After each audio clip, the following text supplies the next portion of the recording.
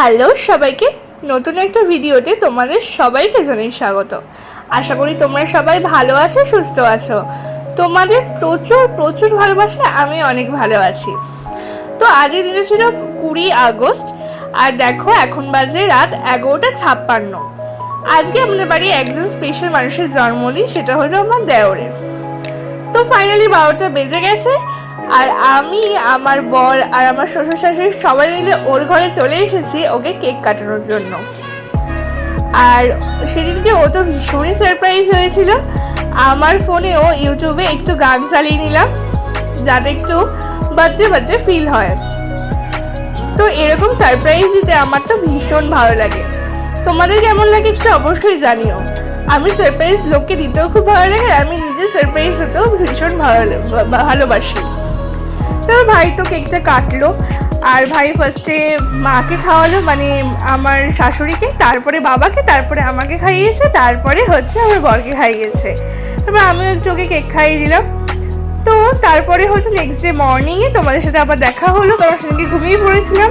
আর আমি এখন যাচ্ছি পুজো দিতে, আর আমার ভীষণ একটা দেরি হয়ে গেছিলো, কারণ আমি জানতামই না যে পুজোটা আমাকে দিতে যেতে হবে। তো ঠাকুর সেদিনকে চাইছিল যে আমি পুজো দিতে যাব। দেখো 11:15 অলরেডি বেজে গেছে। তাই আমি ভাবলাম তোমাদের জন্য একটু ভিডিও করি। তো ভিডিওটা করে নিলাম, আর আমি কিন্তু তারপরে বেরিয়ে পড়লাম টোটোতে করে।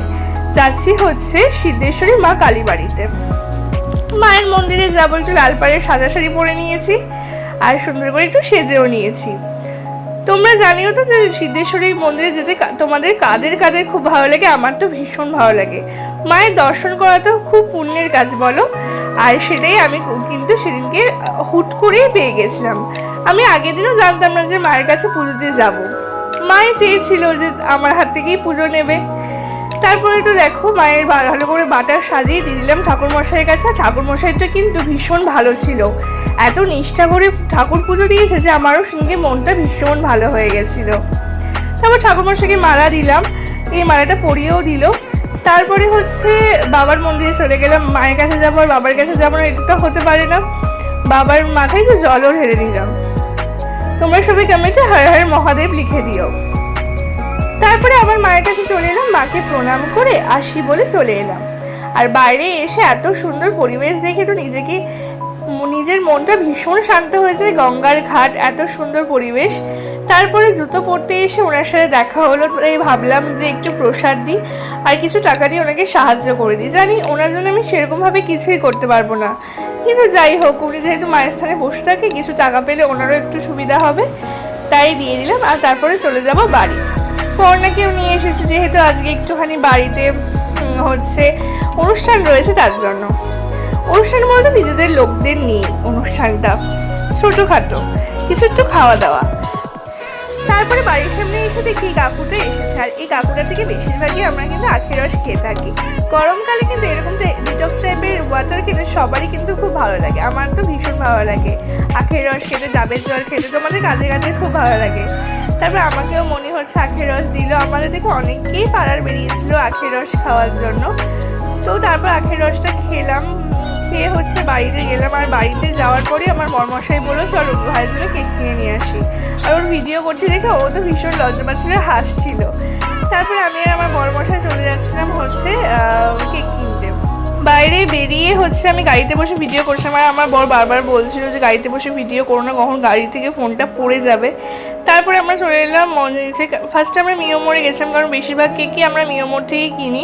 তারপরে মিয়োমোড়ে একটু কাজ চলছে, এই কারণে হচ্ছে সেখান থেকে কিনতে পারিনি, তাই মঞ্জুরিসেই কিনে নিলাম। তারপর বাড়ি এসে হচ্ছে ভাইয়ের থালাটা ভালো করে সাজিয়ে দিয়েছি। এখন রাহি হচ্ছে ফুল দিয়ে পুরোটা ডেকোরেশন করছে। তোমরা অবশ্যই জানিও তো কমেন্টে কেমন হয়েছে জিনিসটা, মানে কেমন হয়েছে সাজানোটা।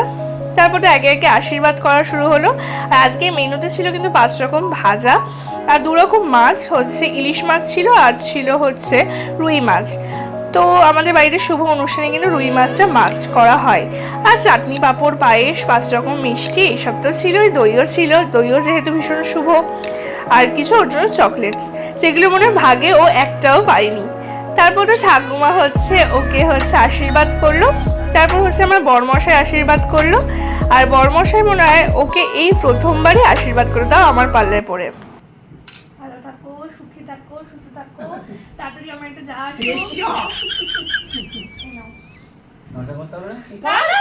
সব অনুষ্ঠানগুলোই আমাদের কিন্তু এত হাসি মজার মধ্যে দিয়ে কাটে।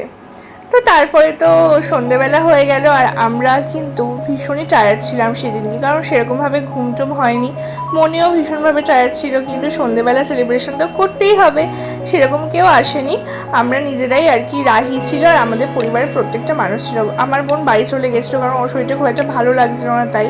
আর কেকটা কিন্তু মর্নিংস থেকে কেনা হয়েছিল। তো তারপরে ভাইকে ডাকা হলো অনেক কষ্টে, তারপর ভাই এলো দেখো। আর এই যে শার্টটাও পরে আছে সেটা কিন্তু আমি ওকে রাখিতে গিফট করেছি। কেমন হয়েছে জানিও তো। হোয়াইট শার্ট তো পরলে ভীষণই ভালো লাগে ছেলেদের, তার জন্য আমি পছন্দ করে ওর জন্য কিনেছি। তারপরে ফাইনালি আবার হচ্ছে ও কেক কাটিং করলো।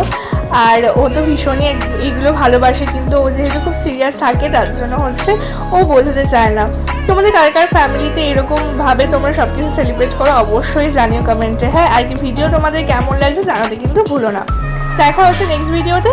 ততক্ষণ ভালো থেকো, সুস্থ থেকো, হাসি মজায় থেকো, ভালো থেকো, বাই সবাইকে।